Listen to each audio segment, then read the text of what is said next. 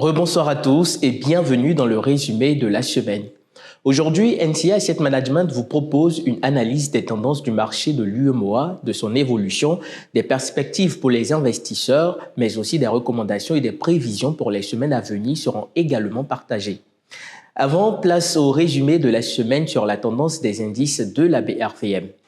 Cette semaine a été d'un profit gagnant pour le marché financier régional de l'UEMOA. Ses principaux indices ont enregistré des hausses sur la semaine allant du 22 au 25 avril 2025. Le BRVM 30, avec une croissance de plus 2,14%, s'est fixé à 141,29 points, bilan positif pour le BRVM Composite, se situant à 287,27 points. L'indice a gagné 2,04%. Le BRVM Prestige a également enregistré une évolution cette semaine. L'indice a progressé de 1,51% et s'est placé à 121,33 points. Des progressions significatives pour les actions Unilever Côte d'Ivoire, CETAO Côte d'Ivoire et SAPH Côte d'Ivoire. Elles se sont inscrites dans le top 3 de cette semaine avec des gains respectifs de 24,10, 14,10 et 13,10%.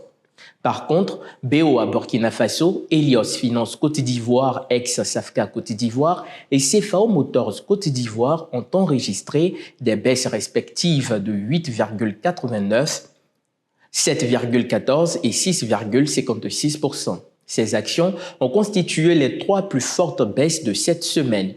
La valeur des transactions de la semaine s'est établie à 3 719 822 533 francs CFA pour 1 498 190 actions échangées à la BRVM.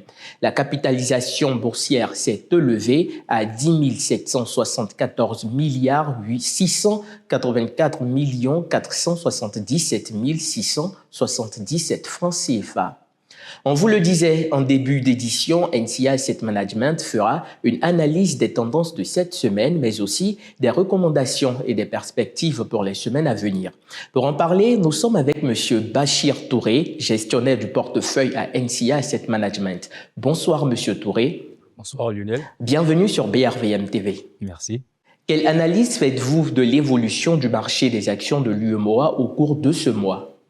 Donc, le marché des actions de l'UEMOA a affiché une tendance globalement positive au cours du mois d'avril 2025.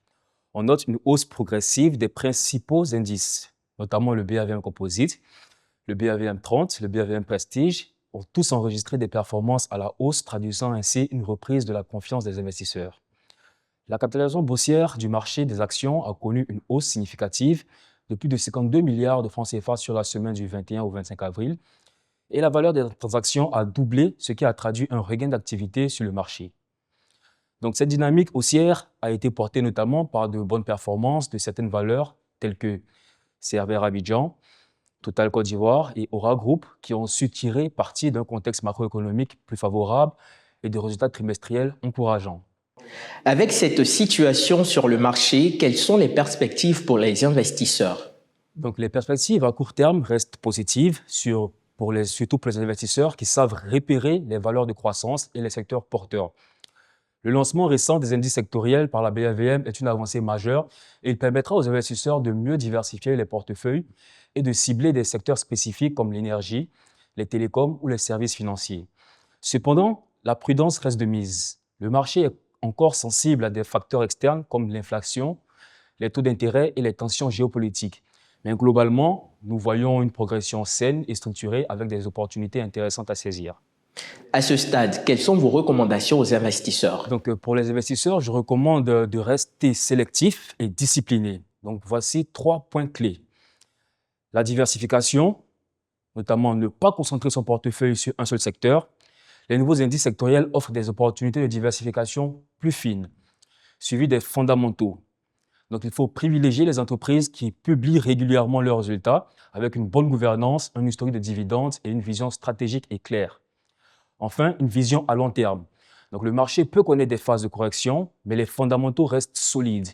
Les investisseurs long terme devraient continuer à accumuler des positions sur les valeurs de qualité. Quelles sont vos prévisions